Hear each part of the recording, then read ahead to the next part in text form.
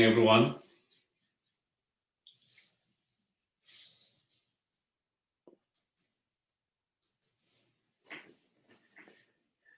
Again, it's good to see all of you. Nice good morning. And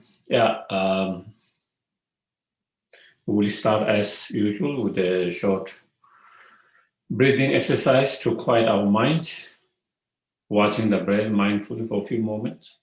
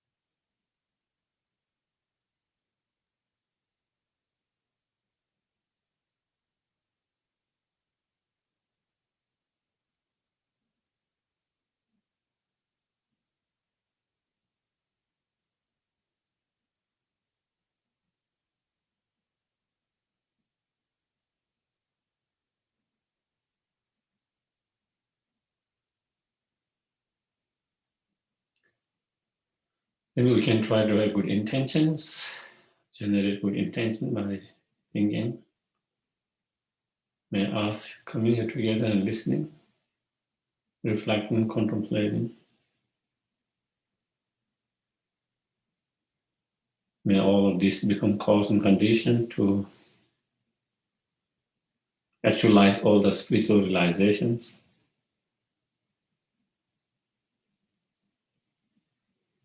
Within our mind stream.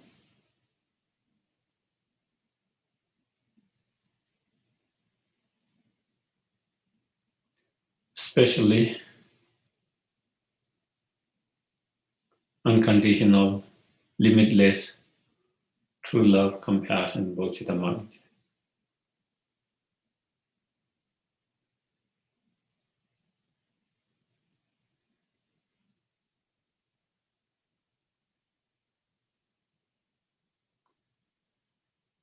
And that love, compassion, bodhicitta mind that is supported by the wisdom,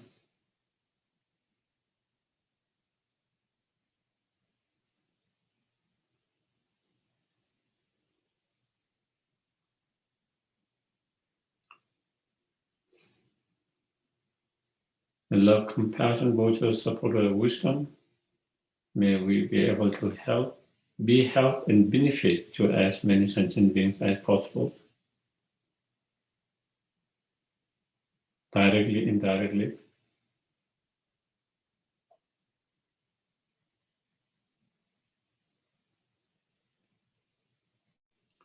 According to our capacity, our ability, our level.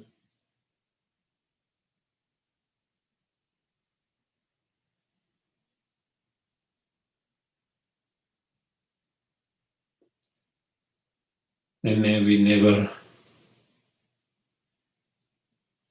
hurt, harm, bring pain, suffering to any sentient beings.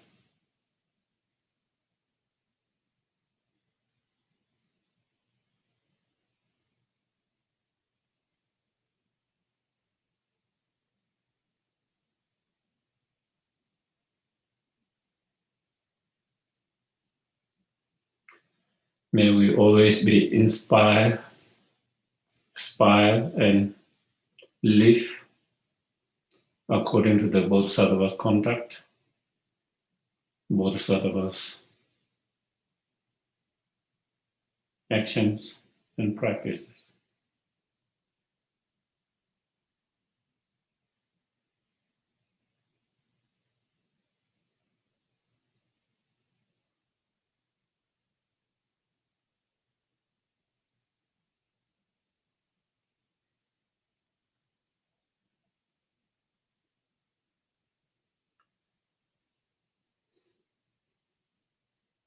And while engaging both sort of a practice, conduct, and path,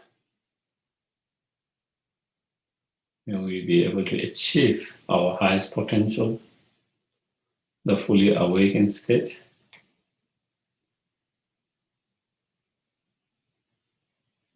the state that is free from all the obscurations, all the negativities, faults, defect.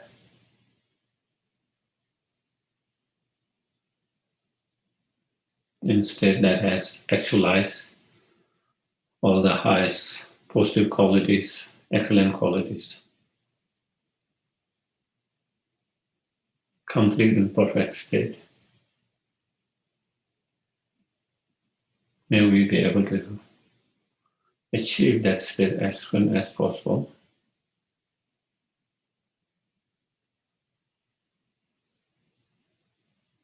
So we can be not only benefit, but the greatest benefit, and not only for few sentient beings, but to each and every sentient beings, all the time.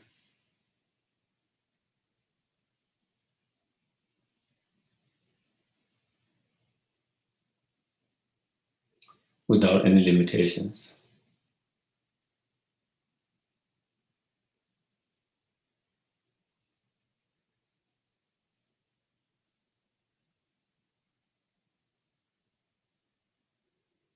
Okay.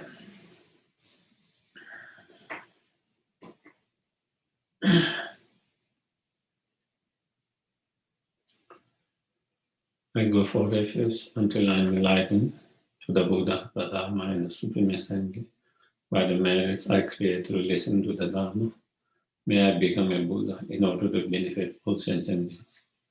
Sangye Chödang Sogi Tonam Chanchu Bado Tanegi Dagi Choshegi Besonam Yola Penje Sangye Doba Sangye Chödang Sogi Tonam Chanchu Bado Tanegi Dagi Choshegi Besonam Yola Penje Sangye Doba.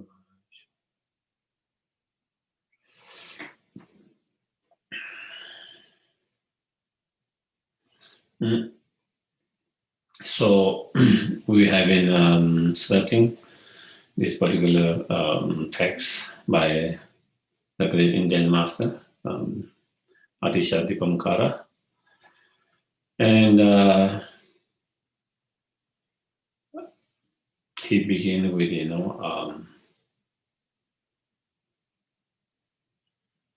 introducing, three type of Dharma practitioners. And Dharma practitioners who is only motivated for, the happiness of this and future life. And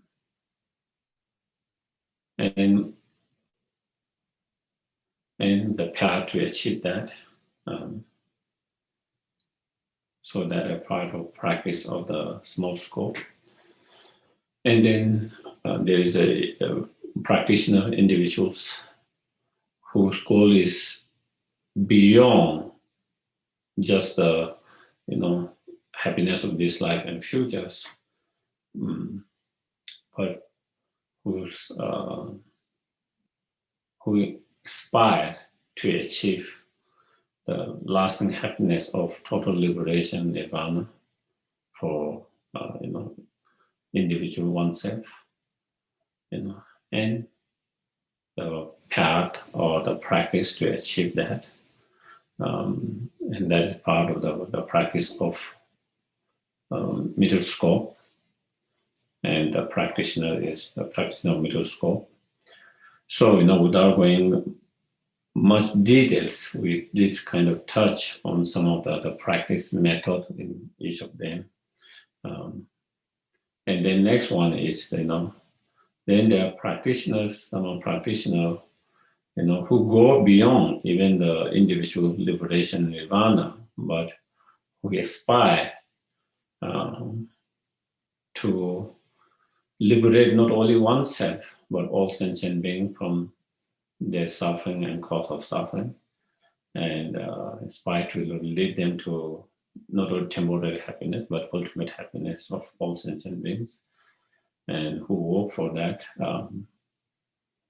and the practice, the meditations to achieve that. So that is part of the great scope. Okay, so we are on that kind of the great scope. Okay, and so again, the main focus of this whole text is more on the great scope, the practice of the great scope. So in terms of the great scope, here the author explained,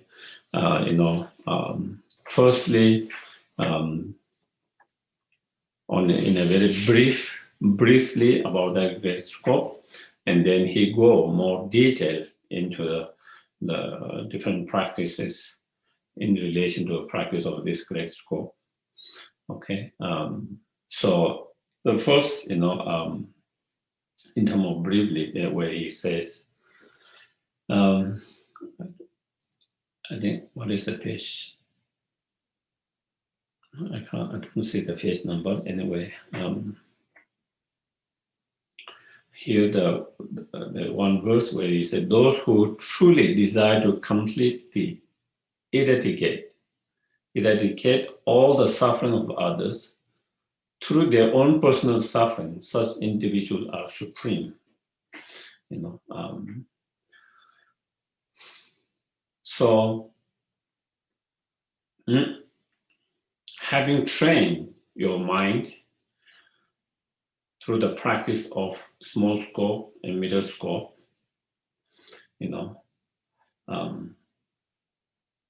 then understanding, how, as long as we are in samsara,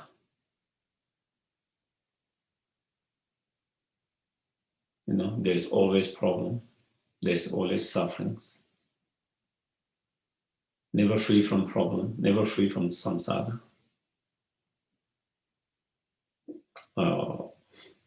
Suffering and pain,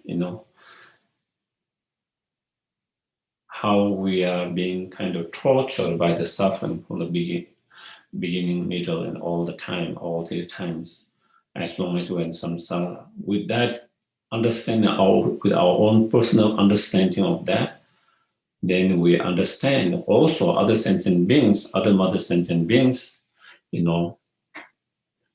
who are similar like us, as long as they are also in samsara, they also suffer like us. They also encounter or face challenges, difficulties, problems, pain, suffering all the time, in one way, another way. There's never end to problem. There's never end to suffering. There's never end to challenges, difficulties, With that understanding, then, not just through that contemplation, then we understand and we feel their pain, their sufferings, just like as it is our own pain and suffering. And just as we feel the wish to free from that problem and suffering, then we also feel same way to all sentient beings, the wish, to free them from all this suffering and cause of sufferings. Through that Um,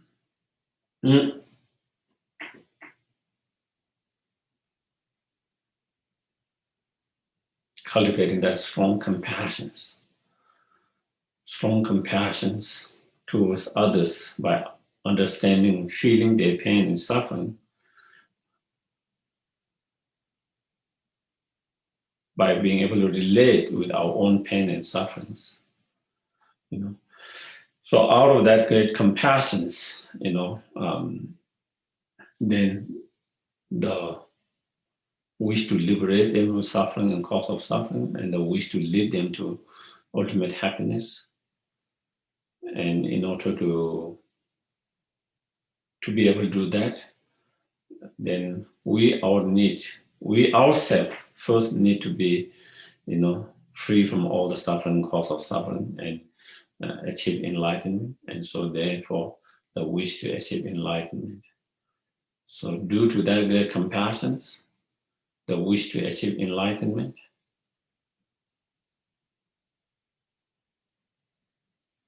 having that kind of the wish to achieve enlightenment in order to free all sentient beings from their suffering and cause of suffering out of compassion is the practitioner of such individual or practitioner is the supreme, because such practitioner individual does not only think of their well-being, they think of well-being of all sentient beings.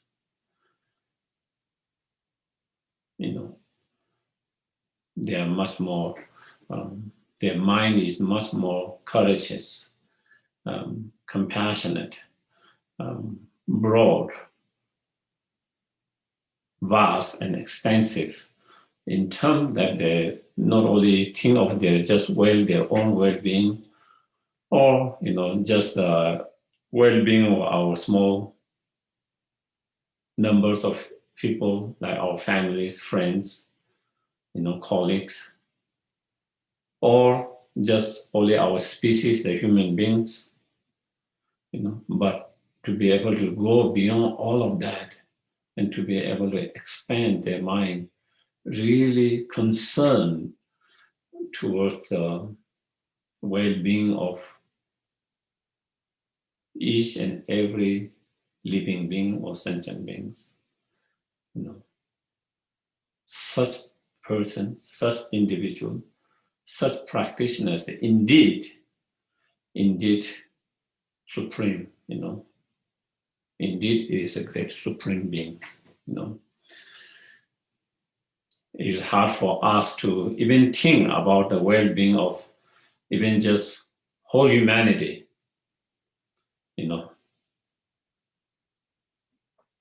forget about beyond the humanity.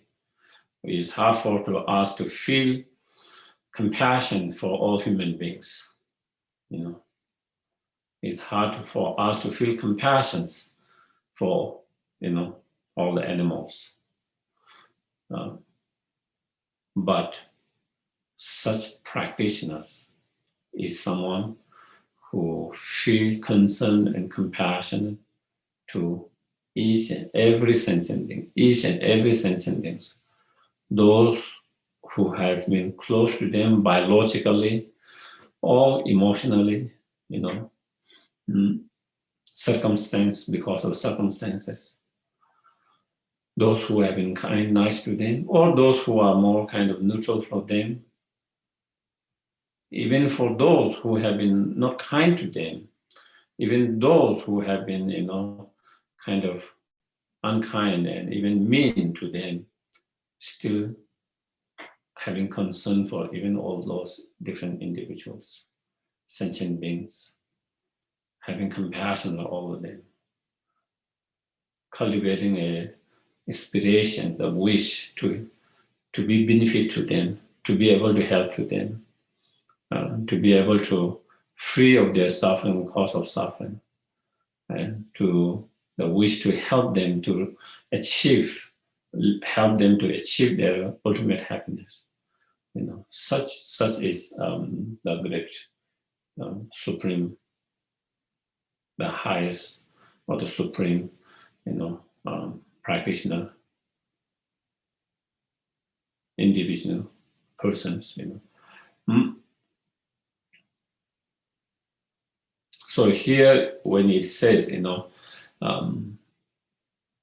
through your own personal sufferings, then wishing those to free all other sentient beings of their suffering and cause of suffering is, again, in order to feel that, in order to feel compassion for each and every sentient beings, we need to really have a contemplate. We need to really contemplate and really understand and realize the nature of the samsara, how, as long as there's samsara, how there is always problem and suffering. And that understanding through our own personal experience, we try to understand that.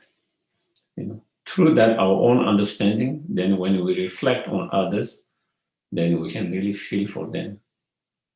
And we can really feel for them because you have gone through your own experience that you know what it is to be in that kind of situation. You know what is that with, to be in that state, that pain, that suffering, with your own personal experience, So you are not just imagining, but you really have that understanding, And when you have that understanding with your own personal experiences, then it becomes easy to cultivate compassion for others when you see them, when you feel they are going through the same experience or similar experiences. Mm-hmm. And so that is why the practice of middle scope comes before the great scope, because in the middle scope, the main focus is to understand,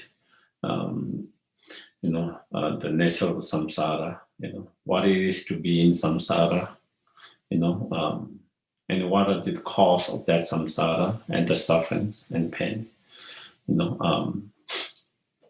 At the moment, I think, it's quite easy for us to feel compassion for those we see experiencing obvious pain, okay? Obvious pain, or obvious pain or sufferings. I think it is quite easy. But when we don't see obvious pain and suffering, it's much more harder to feel compassion for them.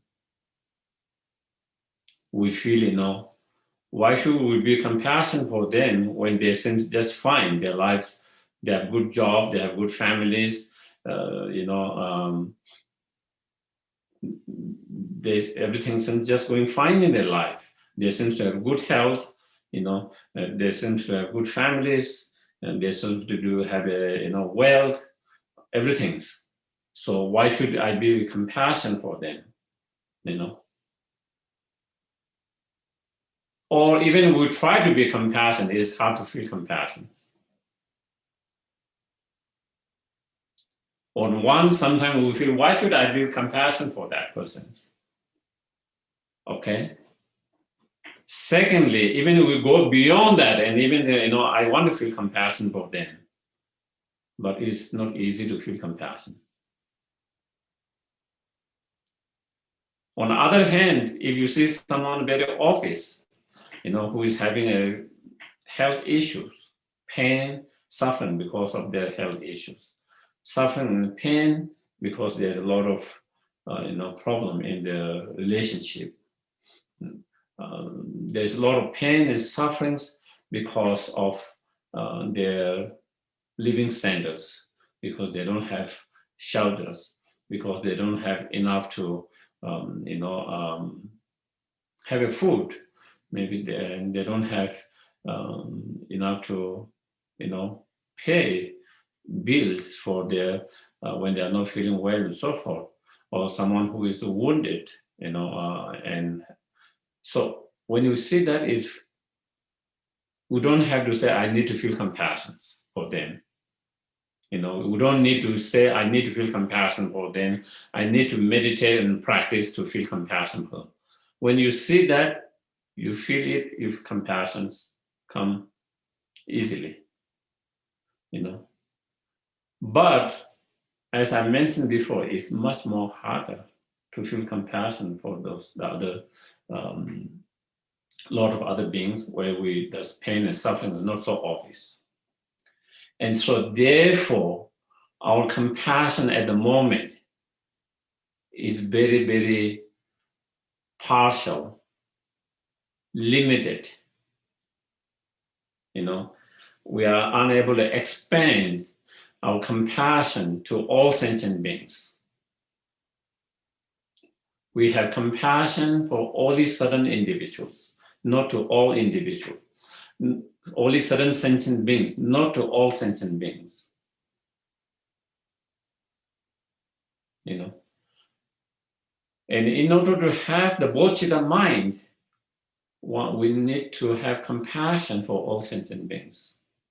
Without that great compassion, the great compassion meaning that the object of compassion includes all sentient beings, not just few of them. Not just few sentient beings, but to be able to feel the compassion of all sentient beings. That is the great compassion, and the great compassion is the main root cause of the bodhicitta mind. And not only compassion of all sentient beings, but also stable compassions. At the moment, I might feel compassion for someone, and then maybe next moment, I might not feel compassion anymore. We might feel compassion for someone because he or she is having some health issue, and once he or her health situation improve, maybe we might not feel compassion.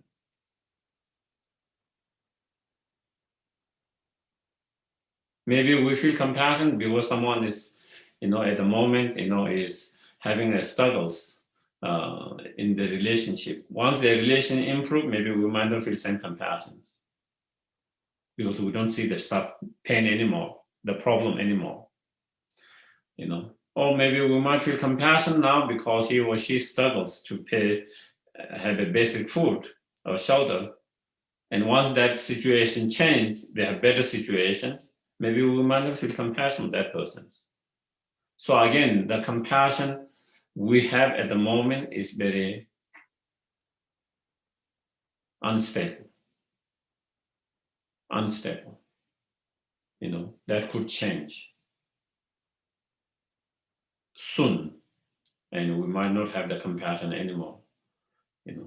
So, but here, when we talk about love, compassions, from Buddhist point of view, trying to cultivate love and compassion, what we are trying to develop love and compassion is something through training your mind, meditation practice, to be able to develop that is stable, that you don't, once you feel compassion and love, then that doesn't change, no matter what the situation change. You still have compassion, whether that person is healthy or unhealthy, whether that person's living standards are improve or not improve, whether their relations are good or bad, you always feel compassion. Once we cultivate compassion on the basis of such training, that is based on certain particular understanding and wisdom, then, and then not only that, then our compassion can expand to all sentient beings, not only just few sentient beings. And so that is where, because sometimes we feel like, sometimes we feel like we don't need to meditate on compassion. Why? I can feel compassion. When I see suffering, I feel compassion, isn't it? Or I don't need, why should I work on that? If I see someone who is in an obvious pain and suffering, I feel compassion. Why do I need to meditate on that? Spend so much time on that? Because that of compassion that we are feeling at the moment is more kind of emotional,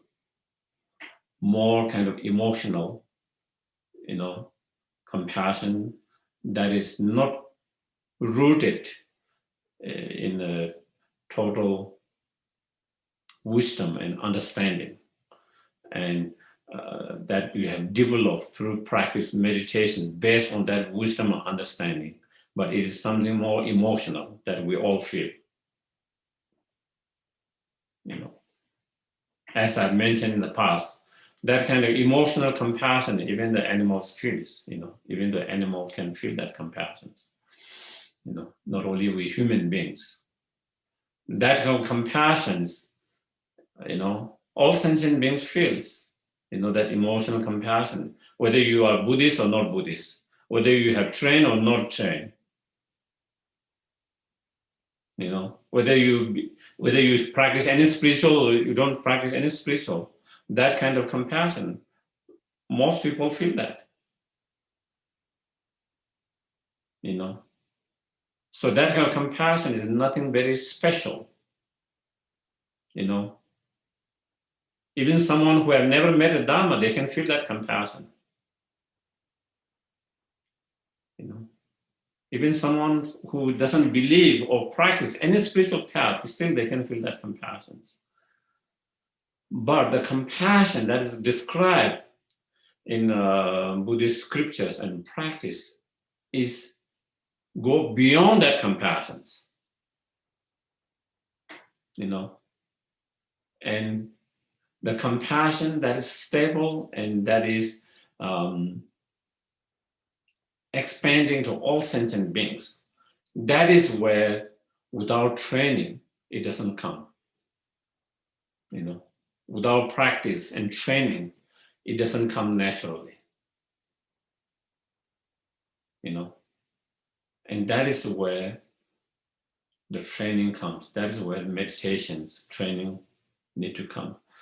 So that's where.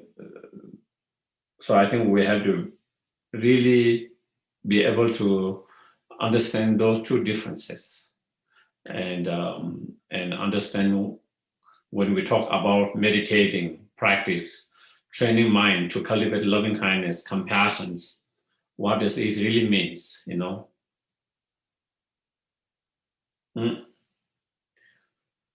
And so, as I mentioned before, in order to have that kind of compassion, the understanding of samsara that has been explained in the middle scope become very important. Once we understand it with our own experience, even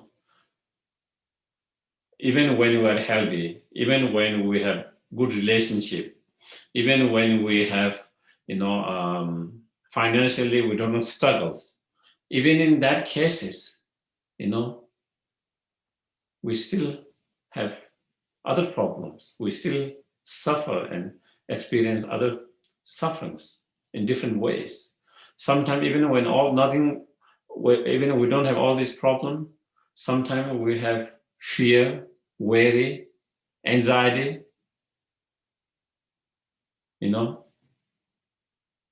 we have frustrations, impatience. Even when everything seems just all these conditions, even though we have good health, good relationship, and all of that, still, sometimes we have all these kind of different emotions, strong desire, jealousies, ill will feelings, negative feelings. So all those, and when we have those different emotions, how disturbing it is, how painful it is. That itself is suffering. That itself is suffering. Suffering doesn't mean it has to be something, kind of physical pain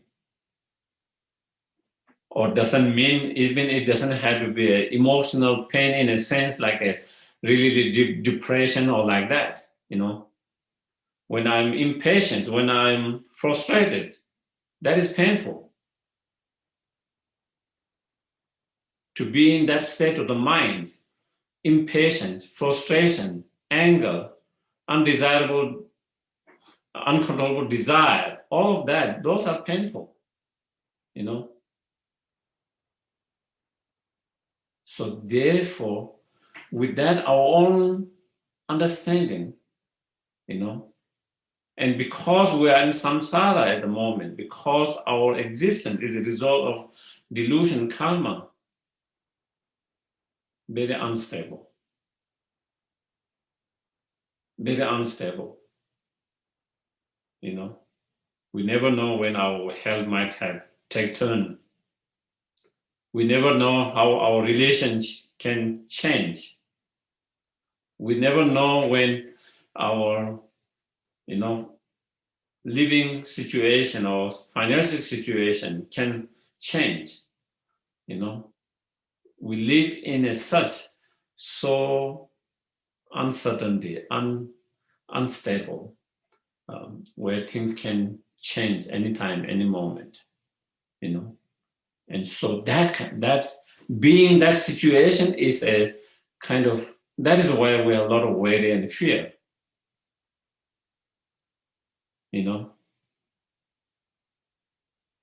And why we need to be in that situation? Why we have to be in that situation?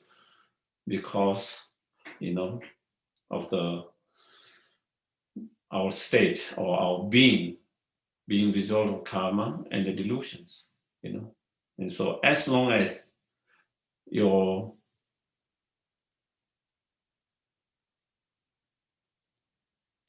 being is a result of delusion karma, and that is what it is, And so that is what it meant to be samsara, being under the control of delusion karma, So as long as you are under the control of delusion karma, there's never end to suffering. There's never end to problems,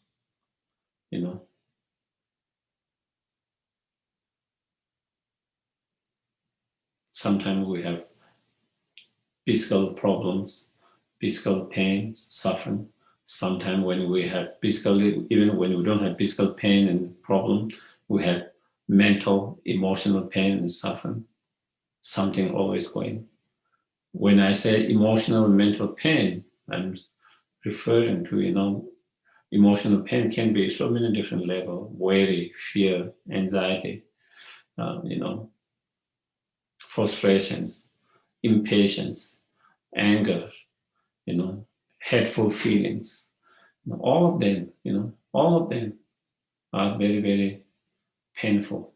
All of them disturb our peaceful mind, So that is problem. That is suffering. That is pain.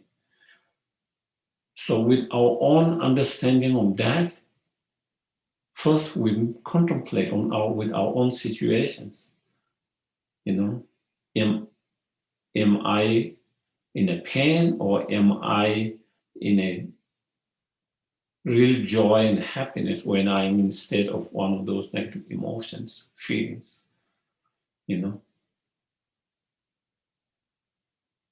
So through that understanding, then, we begin to see, absolutely, as long as my life is driven or controlled or influenced by the karma and delusion,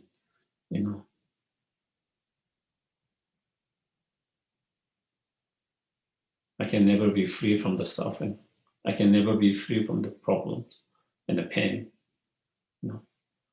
So through your own contemplation, when you are that understanding, then you feel how painful it is to be in samsara. That means to be under the control of delusion karma, constantly, all the time, 24 hours, And then you want generate a strong wish, to free from that state, the state that is under the control of delusion karma, and to be free from the root of that state, that is the delusion karma. So you develop that strong wish to free from the samsara and the cause of samsara, because you see, as long as you are samsara, how painful it is. Never free from the suffering, pain. And once you have that understanding, and when you apply that towards others, then you see everyone's rich, poor, healthy, not healthy, those who have good relations or bad relationship, no matter where they live in, no matter what their religion is, no matter what party they belong to, no matter whether, they're anti or pro of anything, as long as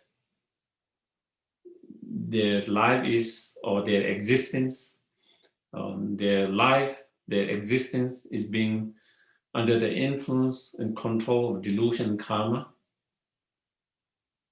they are suffering.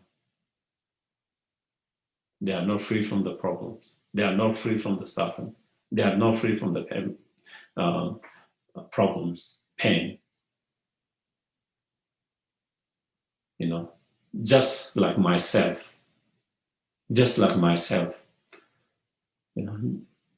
So with your experience, now you can feel it. Now it's not, you feel it not because Buddha said you have to feel compassion for others. Do you get it? Oh, Buddha told me that Buddha says we have to be compassionate for others. Therefore, I have to be compassionate. It's not that. But because you understood your own experience, how painful and painful it is to be in that state, and now you see others are in same situations. They all are in that same situations, and then you can feel compassion for them. You can understand their feelings. You can understand their suffering. You can understand and feel their pain, their sufferings, because of your own personal suffering, understanding of that. And then you can feel compassion for them. Once you feel compassion on the basis of that understanding, then you can expand to all sentient beings, because all sentient beings are experiencing that way. Rich or poor, they all are experiencing that suffering. They all are in samsara. They all are, their life, their existence, their state is being under the control of delusion karma. And because of that, nothing is permanent. Nothing is kind of, stable. Things can change anytime. Not only that, they are constantly experiencing those mental states of such as, as I mentioned, frustration, fears, angers, impatience, and all those negative emotions. And we, with our own experience, we know how painful it is to be in those states. How much suffering, how much painful it is to be in those state of minds, or those state of feelings and emotions. So then, you can feel compassion, not just for few individuals, but everyone. If your compassion is developed on the basis of that understanding, not only poor are experiencing the suffering and pain, even the rich are experiencing suffering and pain. Not only who are having a physical challenges are suffering, but also even those who seems to have less physical challenge, they also are suffering and pain. Sometimes they experience even more pain, suffering, emotionally, mentally. Physically, they might be more healthy, but emotionally, mentally, they might be much suffering, much more pain, much more suffering.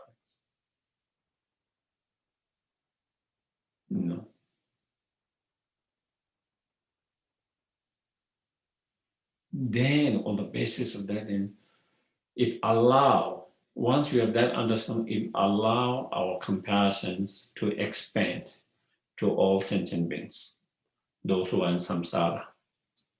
All sentient beings who are in samsara, all sentient beings whose existing life is being controlled by another energy of delusion and karma, then we can feel compassion. So then there's a basis to expand to all sentient beings. And once we develop any compassion basis on that, then it becomes stable. It becomes stable. Once you are able to develop compassion on the basis of such understanding, meditation, and practice, because,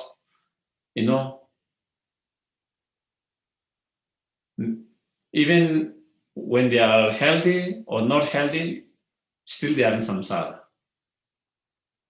That doesn't change. Do you get it? That doesn't change whether they are healthy or not, because your compassion is not based on that, but your compassion is based on understanding. As long as they are samsara, as long as they are driven by delusion karma, and so it is still, whether they're healthy or not healthy, they are still in that same situation. They are still in samsara, driven by the karma and delusions. Whether they are rich or poor, whether the poor become rich, rich become poor, your compassion is still there. Your compassion not only based on just because they are poor or rich, but your compassion based on because they are in samsara, they are under the control of delusion and karma. And that is still the situation. So therefore, and same with that. And so once we are able to cultivate compassion on that basis, on training through that understanding basis, then the compassion will be stable. It doesn't change like at the moment, The emotional compassion is very unstable. The emotional compassion is very unstable. It's there now, this week, next week, compassion turning into bitterness, anger,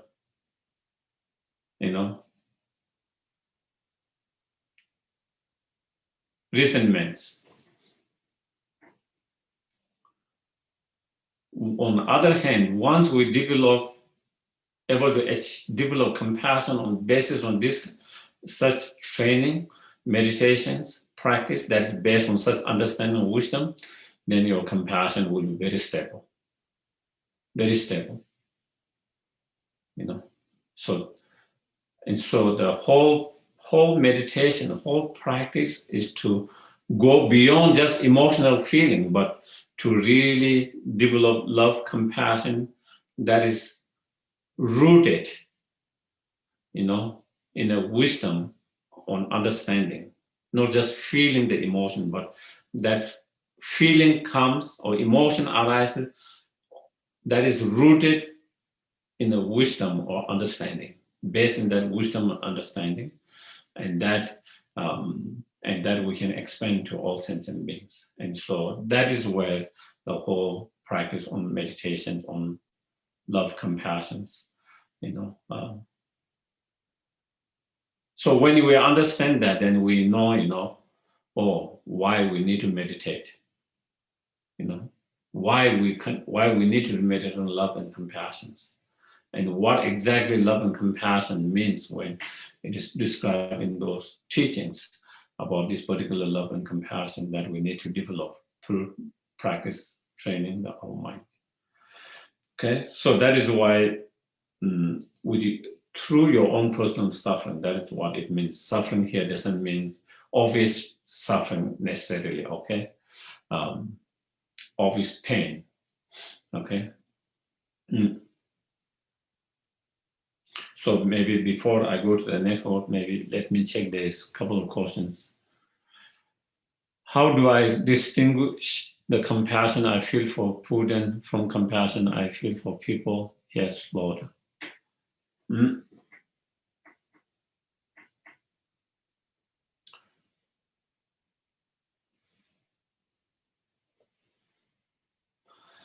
I think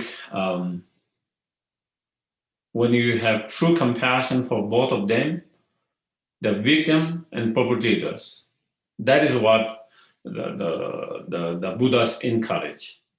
The encouragement of Buddhas and all this teaching is to feel compassion on everyone. Everyone's, the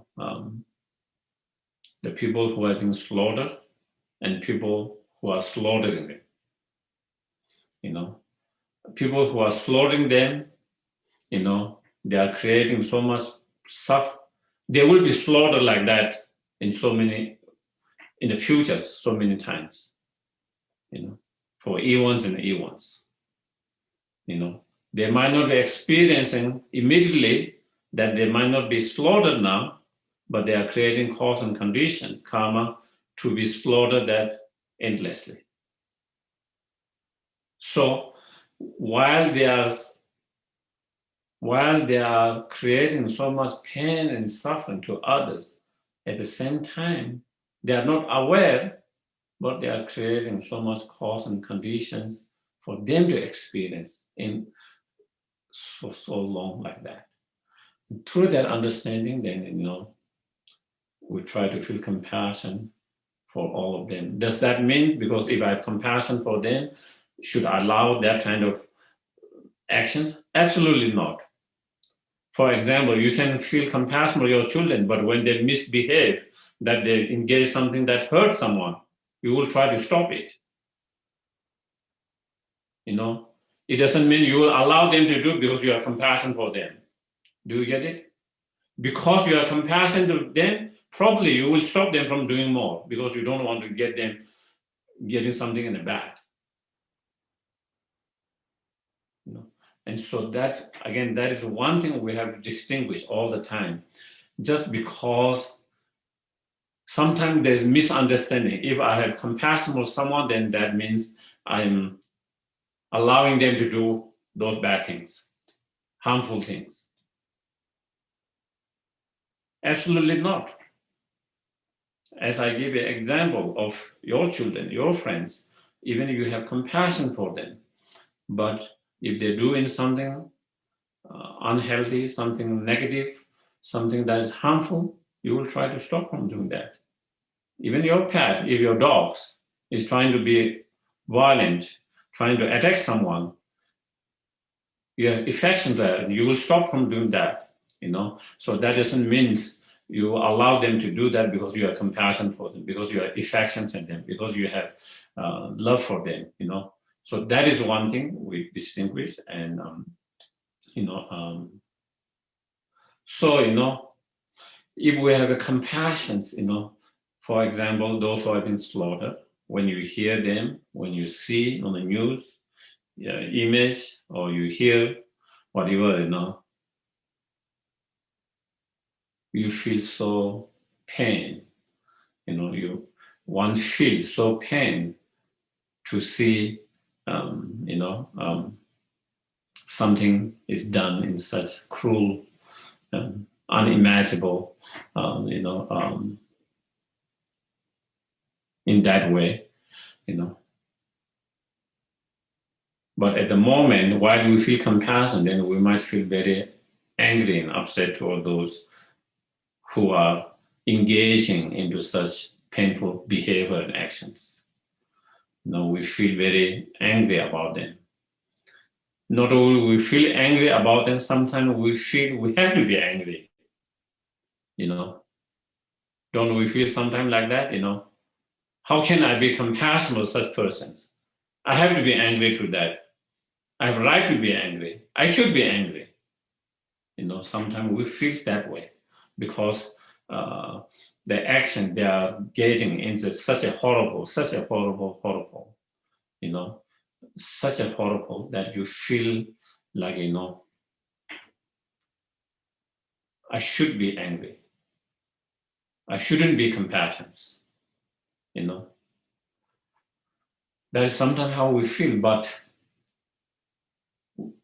if we make really, instead of just following the emotions, if we really use our mind, think properly, not out of emotions, but using your mind thoroughly, what is more helpful, what is more beneficial to others and yourself. Is this, if I develop anger towards Putin or any of others, or if I develop compassion for them, is it better for me or not? Is it better to the society or not? Is it better for that person itself or not? So contemplating, and seeing what is the best, and if we contemplate, not to have anger is the best, not to have the anger is best. Not to having anger is good for ourselves, it's good for the society, because, I'm angry, another person is angry, and then is one spark of fire, another spark of fire, and then many of these people come together, and then it make a big fire. Then we say, oh, let's go and destroy that person or everyone who support that people.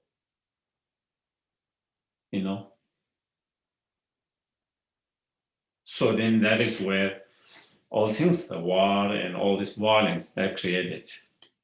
And so even though then your energy is directed toward those individuals, but what it affects, and it affects everyone, all the innocent peoples all around the world. And that's the effect of the violence. That is the effect of the anger. And when we follow that, then we are doing exactly what that person's doing. Then we are following exactly what he's doing, And so therefore, on other hand, while we do not agree such behavioral action, while we take actions in whatever way we can contribute to stop such actions, such killings, such mass killings, mass destruction, pain, whatever way we can contribute to at the same time trying to cultivate compassion for everyone.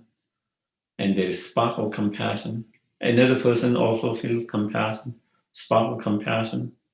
And then, then again, it make a big fire out of compassions, that consume all those negative energies and that create better environment to ourselves, better environment to the society and to the world, more peaceful environment, society, and so, and that is the only way that can be,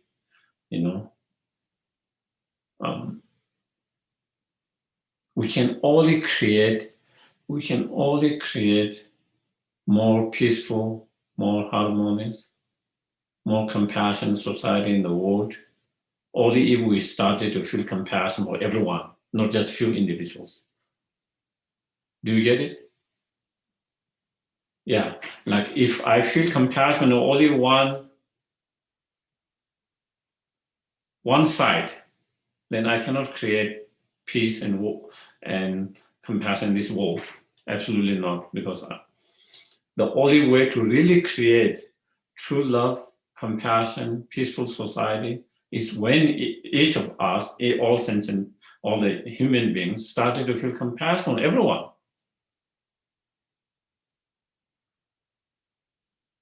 Again, while we understand that, at the same time, we should also be clear that doesn't mean that we give them license to do all the harmful things they do. Okay? So differentiate, having compassion is one thing, and then allowing them and doing them the license to do such a destructions, mass killings, violence is something else. And I already give you an example of children, your children, while you are compassionate, you will stop them from doing something harmful, and or even your pets. So I think, so that is really that. So I think when we have a compassion on everyone, while you don't agree with his action, while you try to stop such actions, still, you feel his pain, his sufferings, and you wish that you can relieve of his pain and his sufferings. While you feel the pain and suffering of those who have been slaughtered and such way, and while you feel compassion for them, while you wish you could do something, while you feel you wish that you can reduce their pain, that you wish that you can relieve their pain, you wish that you can change the situations, you wish that you can bring their life to the normal, that you wish you can kind of change the clock a way that they are back to where they used to be, all of that, because of your compassion, because all of that. In the same way, you feel, such as Putin or anyone like him, that you wish, you could help them to overcome all his ignorance, all his anger, all his, negative feelings, emotions, so that kind of, when you have same feeling instead of bitterness and anger, but when you feel compassion because he's engaged in such a horrible, horrible act, creating such a horrible suffering and pain to others, and creating causing conditions for him to experience so much pain in the future, and so that is not easy. Absolutely, is not easy. I can only explain theoretically. Even for me, it's hard to feel that way. But the way is that even if it's hard, you have to try. You can't just not try because it's hard. Only through trying we can improve and increase and get better. So we cannot just not try because it's hard and it's not easy. The more difficult, the more harder, the more we have to try more. The more easier, we don't have to try so hard because it comes quite easily, quite naturally. But to those where we cannot feel that compassion easily, that's where we really need to put more effort, trying to meditate, trying to contemplate and practice.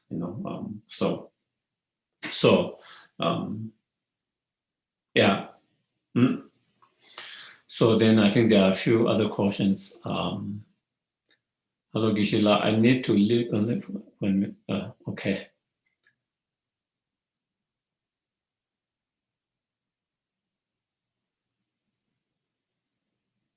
Once I heard teacher, maybe, Rubina once said, you do not feel compassion, but instead you are compassion.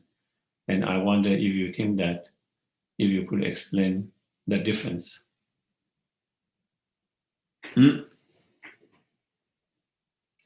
Well, I guess, it is, I don't know exactly in what context the teacher might have explained,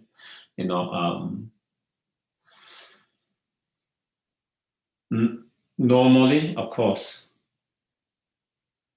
you are not the anger. You feel the anger. Okay? You are not the anger. You feel the anger. You are not the frustrations. You feel the frustrations. You are not the impatience. You feel the impatience. In the same way, you are not the compassion. You are not the bodhicitta. You are not the love, but you feel the compassion. You feel the love. You feel the bodhicitta mind. Okay? So that will be more kind of general. That is how I understand. But of course, the teacher might be talking in one particular context. Maybe sometime, maybe in the context, maybe it could be like sometimes we feel like we are the anger, we are the angry, and to kind of overcome that, maybe instead of feeling I'm angry, you feel I'm compassionate. Do you get it? So instead of relating you with the anger, you relate more with compassion. So instead of, sometimes maybe we might feel I'm feeling angry. We feel I'm angry. I am angry. In that relationship, instead of saying I'm feeling compassion, I'm compassion. So maybe that might be more stronger with that kind of feeling when you feel I'm angry, instead of that feeling I'm compassionate. So I think maybe it could be similar, like something like that. But in general, that is, generally I think that is how, because when you talk about oneself, we talk about the persons. But when we talk about compassions or anger, patience, impatience, they are,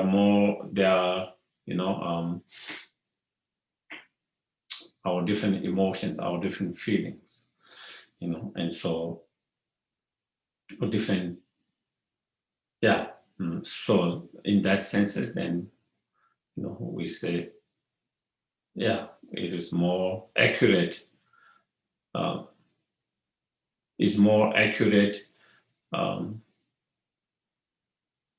to say that we feel love, we feel compassion, we feel bodhicitta mind. Yeah.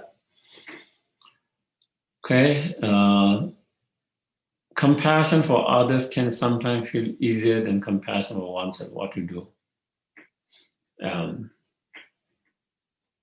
Yes, I think, and I think, I don't know, I think this problem seems to be more Western problems.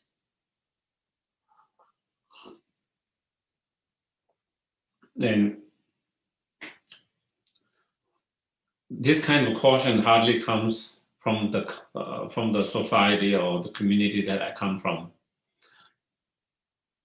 It is more of loving yourself, having too much compassion for yourself, cherishing yourself too much. That becomes the problem. Self-cherishing. That is why in the Buddhist scripture, they will talk about the self-cherishing as the source of problems, because there's too much cherishing of yourself.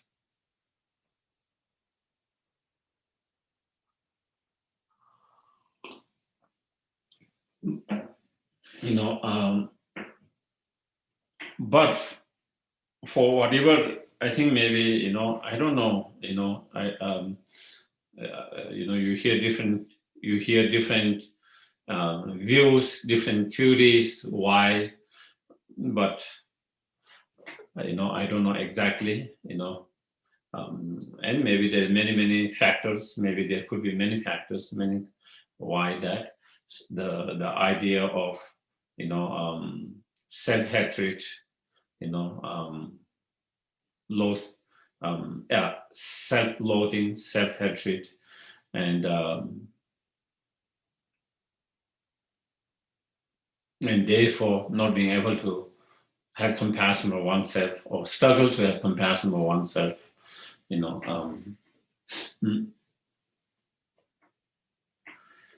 So anyway, but that is a problem. That is a problem when you don't have compassion for yourself.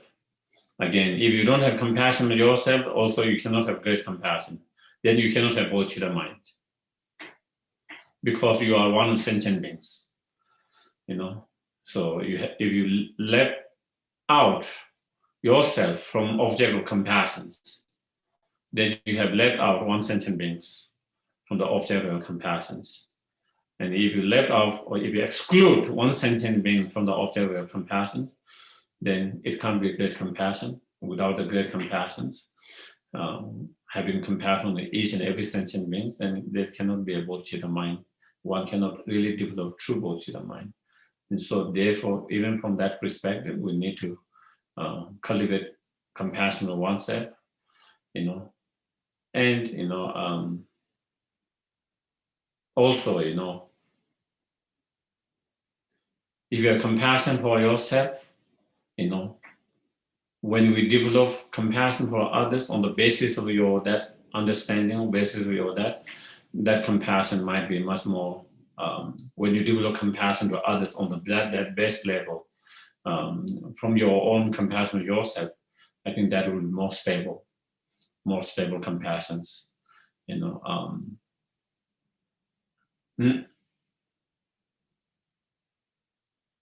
and more, so therefore also from that perspective, you have to, so,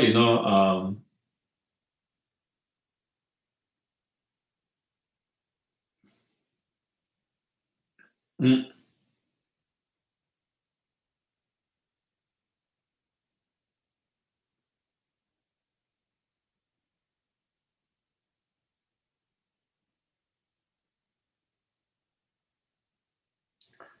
so just as you feel compassion for others, why do you feel compassion for others?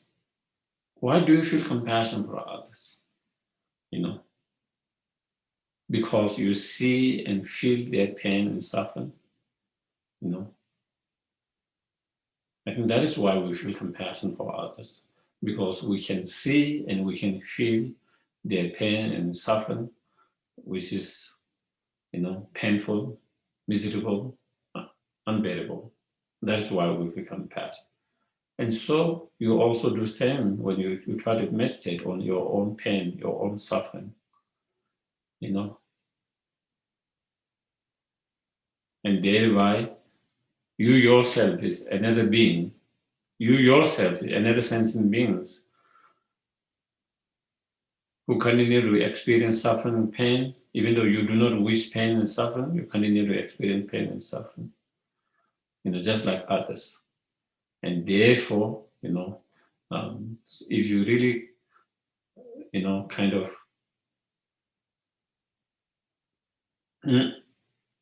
understand and feel it, then you can feel compassion.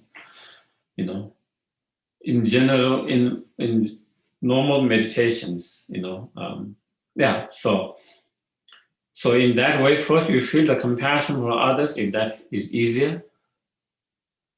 Normally we feel compassion on ourselves, then we expand that your compassion feeling for yourself to your friends, families, your family, friends, and then expand to the kind of neutral people, and then to those difficult peoples, if we want to say enemy or not. So that's how we train our mind to expand, starting from yourself and then slowly expand it to all. But for someone, if that is not possible, or they find difficult doing that, but they find it easy for others, so you develop compassion for others, and then through that, then you expand to yourself, seeing you are one of another sentient beings like them. You are one of sentient beings like them who do not wish to suffer, but who suffer just like them. So then you try to direct towards that yourself. First, you feel the compassion of others, and then through that, the reason and why you feel it, and then the same reason and why you should feel for yourself, compassion to yourself. And also understanding, feeling compassion yourself is not bad. You don't have to feel guilty. Do you get it? I think maybe that might be another problem for some people. I shouldn't be compassionate with myself. That means I'm being selfish. Maybe, I don't know. Sometimes it might be one of the reasons. Maybe for certain individuals, maybe if I'm compassionate with myself, if I'm cherishing myself, maybe I'm not a good practitioner. Maybe I'm not maybe I'm not a good person. Maybe I'm not following the Bodhisattva path. Maybe I'm being too selfish and all of that. But again, we need to be compassionate in cherishing each and every sentient being equally. Equally. And since you are one of the sentient beings, taking care of yourself is not a selfish. Being compassionate to yourself is not a selfish or bad.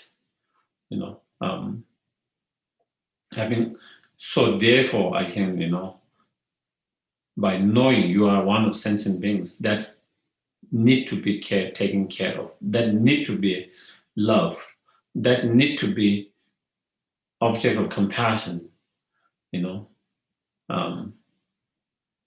that need to be cherished, So all sentient beings. So you are one. You are one of them. So with that understanding, then again, maybe those different feeling I mentioned might be kind of being, creating boundary for you to feel compassion for yourself. It might be, So through that kind of analyzing, maybe if that is the boundary that's creating the wall to feel that, maybe that can help not to have that wall and to feel just absolutely just fine, to feel compassion to yourself, to take care of to cherish yourself. And not only that is important, that is not only okay, even from the Bodhisattva path and from the Mahayana teachings, but generally speaking, you need to take care of yourself to be able to take care of others. You need to love yourself in order to love others. You need to be compassionate for yourself in order to feel compassion for others. You need to be patient in order to be patient with others. So therefore, it's the root, actually the root to feel compassion for others. That is where you walk from. And so therefore,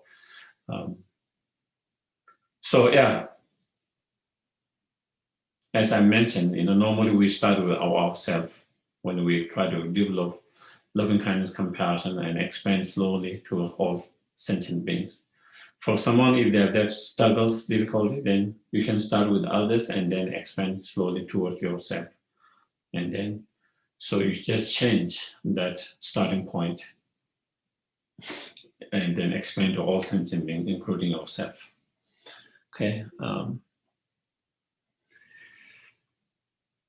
So then, I think you can still be self-cherishing, self-focused, but still not have compassion for oneself.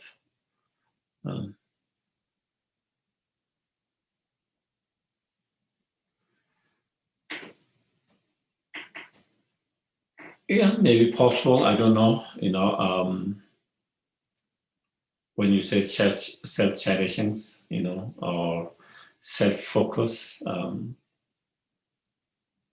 I don't know exactly what that means. Because again, these words, cherishing is that it depends on how you use the word. Normally, I don't use self-cherishing thoughts much because not cherishing means like not taking care of yourself. That's how I feel, sometimes.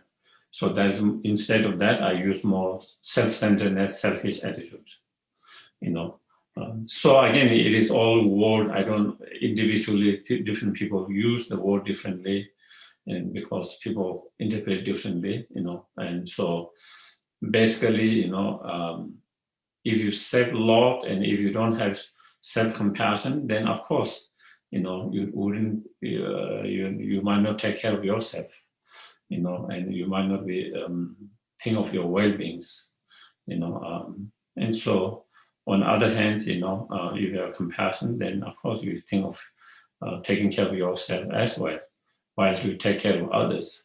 You think of your well-being while you also think of well-being of others, and that can be just self-cherishing as well as compassion as well. I also work self-loading by thinking of Buddha nature and incredible potential and others have. Yes, one can also think of that, definitely.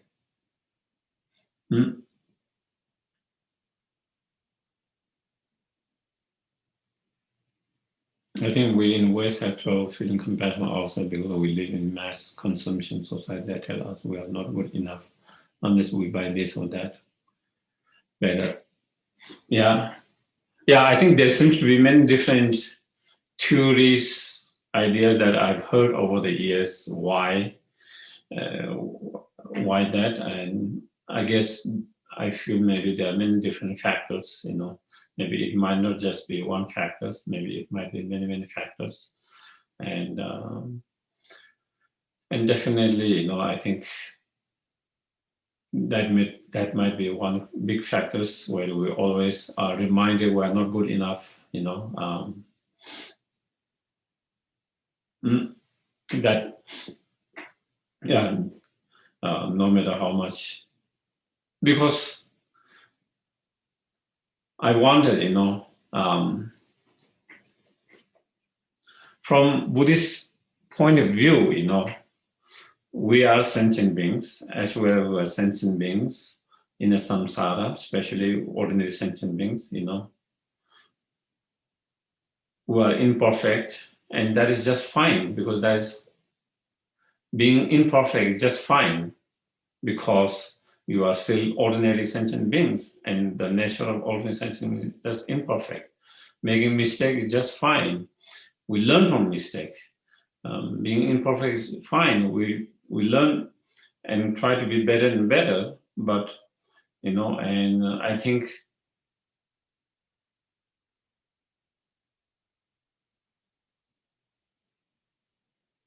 accepting that might be one factors that can be more gentle on yourself and gentle to others. That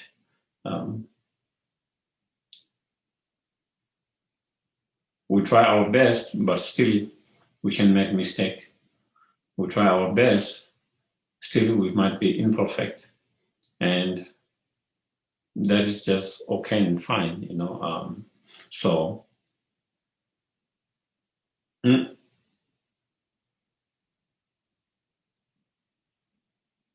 so I think maybe that acceptance might be one of the thing. Maybe instead of not being able to accept that it's okay to make a mistake, it's okay to be imperfect. Um, I think, of course, it can go in both way. It can go in both extreme, and we have to find more kind of balanced middle way.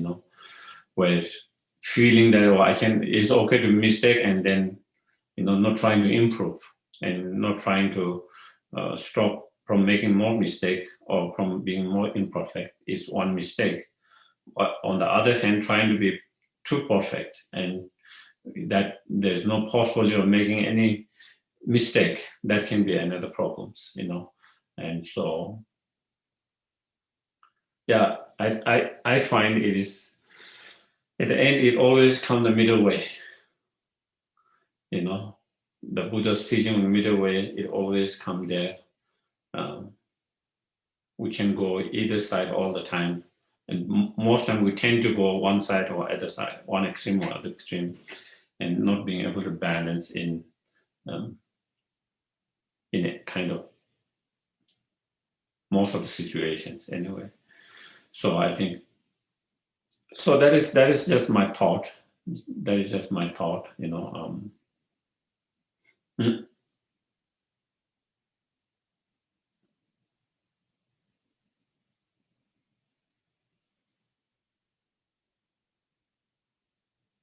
okay. So yeah, I think I couldn't go more. I was thinking, okay, anyway, I guess. Yeah. So if there is any questions, I can, otherwise we can do the dedications.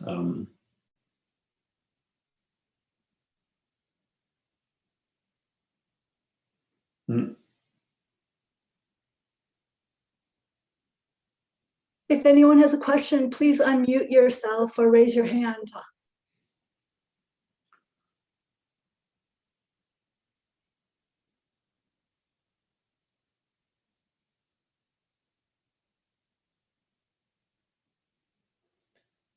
yeah, we can do dedications.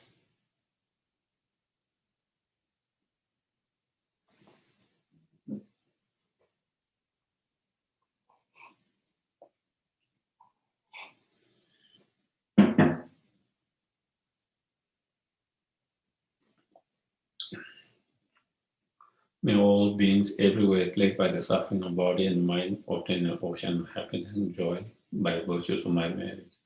May no living creature suffer, commit evil, ever forgive. May no one be afraid and belittled with a mind weighed down by depressions. May the blind see form and the deaf hear sound. May those whose bodies are worn with toil be restored, finding repose. May the naked find clothing, hungry find food. May the thirsty find water and delicious drink.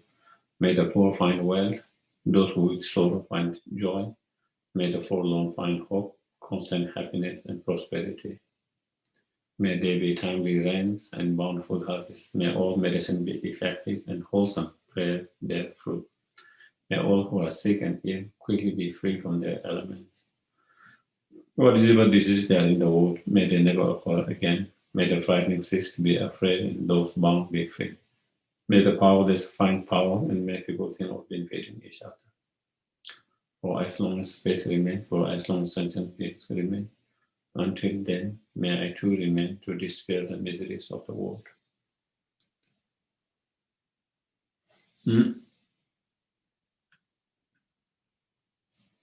Okay, thank you everyone. Have a good